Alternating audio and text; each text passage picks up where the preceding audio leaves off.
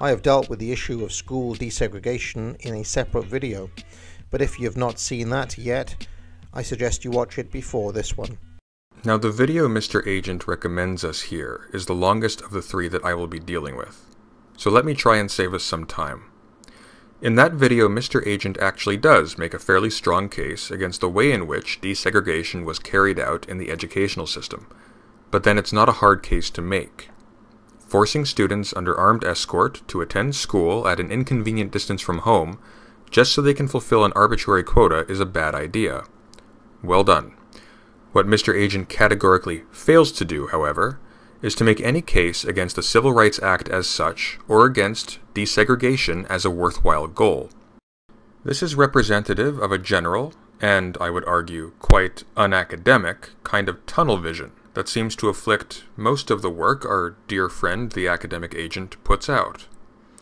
He only seems capable of dealing with about one or two issues at a time, and on his analysis, which one constitutes the decisive factor as to whether something is ultimately bad or good, seems to be decided on sheer whimsy.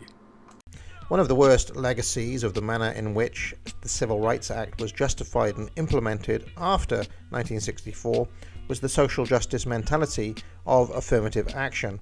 That is, the idea that black people as a group needed to be given a helping hand.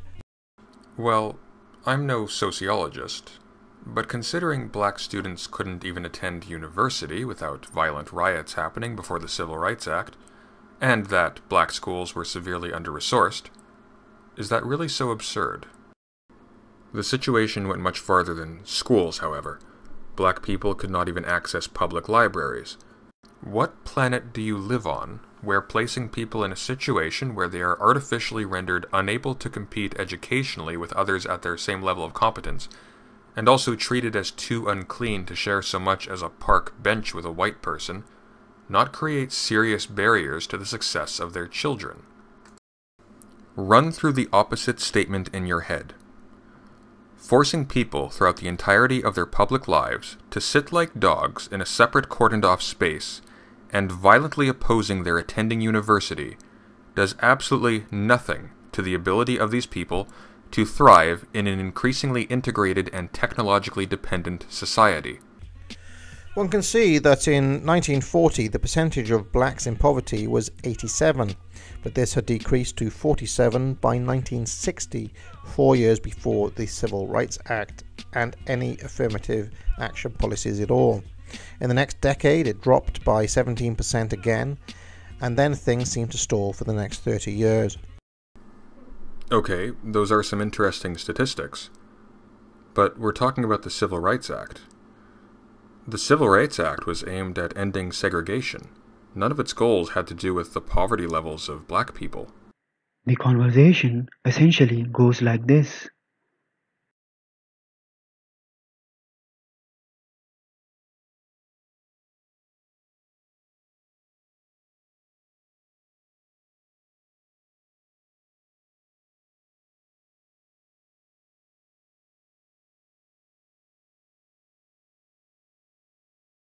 If the goal of Civil Rights Act was not to help blacks thrive, then what was it? President Sunday, as a well-qualified liberal, tries to prevent criticism of a policy that didn't work by arguing that the goal of the policy was not the benefit accruable out of the policy, but the policy itself. Though bad for him, we do know what was the goal of implementing Civil Rights Act.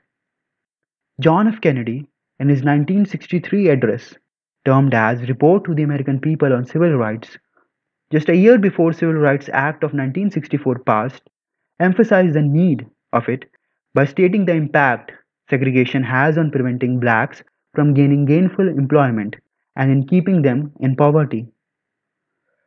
It ought to be possible, therefore, for American students of any color to attend any public institution they select without having to be backed up by troops. It ought to be possible for American consumers of any color to receive equal service in places of public accommodation, such as hotels and restaurants and theaters and retail stores, without being forced to resort to demonstrations in the street.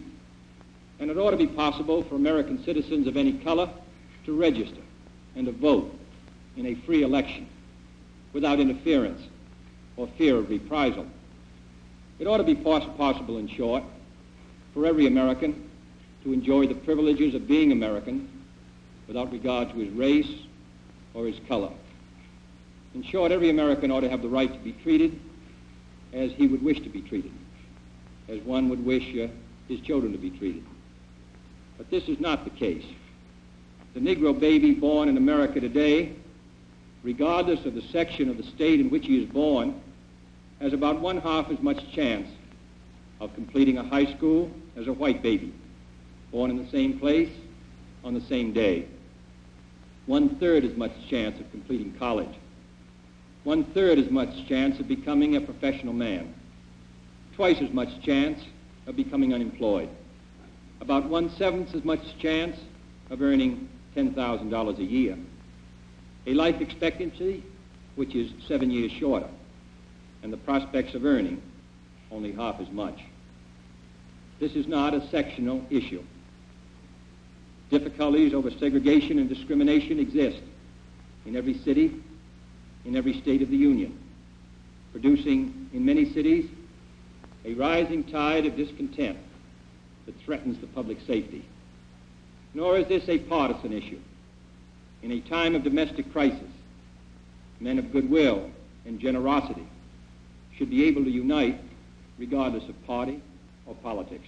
President Sunday tries to play this dishonest game where he tries to defend desegregation by pointing out its benefits, but thinks that once he has manipulated people into thinking of its benefits, whether its benefits actually accrue does not matter if any such policy of desegregation is actually adopted.